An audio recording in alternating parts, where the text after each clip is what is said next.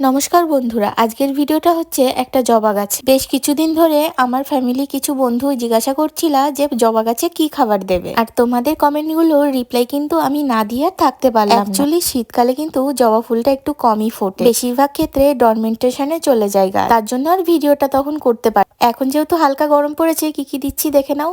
দিয়েছি চা পাতা, একটু চুন, আর হচ্ছে গোবর সার। এপসম সল্টটা তোমরা দিতেও পারো, না দিতেও পারো, এমন কোনো ব্যাপার নেই যে এপসম সল্টটা দেওয়া লাগবে। এটা না দিলেও তোমরা পারো। মাটিটাকে খুঁড়িয়ে নিয়ে চারিদিক দিয়ে কিন্তু আমি দিয়ে দিলাম।